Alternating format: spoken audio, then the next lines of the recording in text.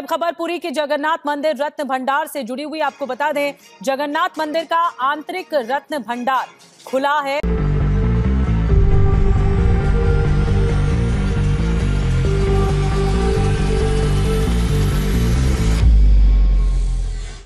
প্রায় 46 বছর পর আবার খোলা হলো জগন্নাথ মন্দিরের রত্ন ভাণ্ডারের দরজা। দরজা খোলার সাথে সাথে রত্ন ভাণ্ডারে কি মিলল, সেখানে কি সত্যি হাজারো সোনা গয়না হীরা মাণিক্য পাওয়া গিয়েছিল, নাকি ফিরতে হলো শুধুমাত্র খালি হাতে? জগন্নাথ মন্দিরের নানান রহস্য সম্পর্কে ভিডিও আমরা ইতিমধ্যে আপনাদের সামনে উপস্থাপনা করেছি। কিন্তু কি হলো যখন জগন্নাথ মন্দিরের রত্ন ভাণ্ডারের দরজা খোলা হলো? এই নিয়ে 4 বার খোলা হয়েছে রত্ন ভাণ্ডারের দরজা। শেষবার 1978 সালে রত্ন ভাণ্ডারের দরজা খোলার চেষ্টা করা হয়েছিল, তবে কিছু রহস্যজনক সমস্যার কারণে রত্ন ভাণ্ডারের দরজা খুব তাড়াতাড়ি বন্ধ করে দিতে হয়। কিন্তু প্রায় 46 বছর পর রত্ন ভাণ্ডারের দরজা খোলার চেষ্টা আবার করা হয়েছে। 14 তারিখে দুপুরবেলা 1:28 রত্ন ভাণ্ডারের দরজা খোলা হয়েছিল।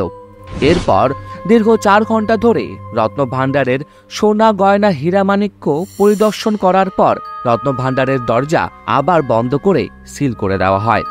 জগন্নাথ মন্দিরের রত্ন ভাণ্ডারকে 3টি ভাগে ভাগ করা হয়েছে। প্রথম ভাগটির নাম চলন্ত রত্ন ভাণ্ডার, তারপর আসে বাহির রত্ন ভাণ্ডার এবং শেষ রত্ন ভাণ্ডারটি হলো ভিতর রত্ন ভাণ্ডার। রবিবার দুপুরে 11 জনের একটি টিম 2টি রত্ন ভাণ্ডারের দরজা খুলে ভিতর রত্ন ভাণ্ডারের সামনে এসে উপস্থিত হয়। কিন্তু এবার সমস্যার বিষয় ছিল যে 46 বছর ধরে ভেতর রত্ন ভাণ্ডারের দরজার চাবি খুঁজে পাওয়া যাচ্ছিল না। অবশেষে দরজার তালা ভেঙে রত্ন ভাণ্ডারের ভেতরে প্রবেশ করা হয় এবং দীর্ঘ 4 ঘন্টা ধরে সমস্ত সোনা গয়নাগুলিকে 6টি বড় বড় সিন্দুকে ভর্তি করে বাইরে নিয়ে আসা হয়।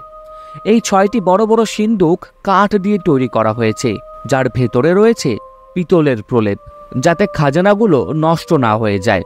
দরজা খোলার পর অতি কষ্টে সেই ভারী ভারী বক্সগুলিকে ভেতরে নিয়ে যাওয়া হয় এবং সোনা গয়না মণিমাণিক্যতে ভর্তি করে আবার বাইরে নিয়ে আসা হয়।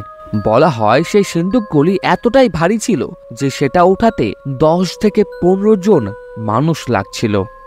আজ থেকে 46 বছর আগে 1978 সালেও রত্ন ভাণ্ডারের দরজা খোলা হয়েছিল এবং খোলার পরেও রত্ন ভাণ্ডারের সোনা গয়নার হিসাব পুরোপুরিভাবে করা যায়নি। কেন করা যায়নি তা এখনো রয়ে গেছে রহস্যের অন্ধকারে। কিন্তু তখনকার করা অসম্পূর্ণ হিসাব অনুযায়ী ভিতর রত্ন ভাণ্ডারে প্রায় 1,49,610 গ্রাম সোনা কাউন্ট করা হয়েছিল।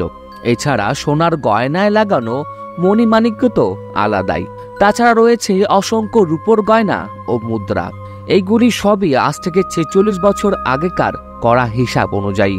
কিন্তু এইবার 2024-এ রত্ন ভাণ্ডারের সোনা গয়নার যে পুনরায় হিসাব করা হচ্ছে তা আগেকার হিসাব ছাড়িয়েও অনেক দূর পর্যন্ত এগোবে বলে অনুমান করা হচ্ছে।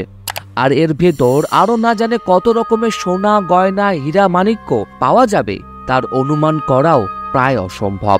এই ভিতর রত্ন ভাণ্ডারটিকে ঘিরে আরেকটি রহস্যময় ঘটনা প্রচলিত রয়েছে, যে ভিতর রত্ন ভাণ্ডারের ভেতরে নাকি অসংখ্য অলৌকিক বিষধর সাপেরা রক্ষা করছে রত্ন ভাণ্ডারের। তাহলে কি সত্যি রত্ন ভাণ্ডারের দরজা খোলার পর সেই সব বিষধর সাপেদের কবলে পড়তে হয়েছিল আধিকারিকদের? রবিবার দুপুরে রত্ন ভাণ্ডারের দরজা খোলার আগেই স্নেক হেল্পলাইনের 2টি দলকে মন্দিরের সামনে উপস্থিত রাখা হয়েছিল। যদি কোনো কারণে সেই বিষধর সাপেদের কবলে আনতে হয় তাহলে স্নেক হেল্পলাইনের টিমেদের সেখানে দরকার পড়বে।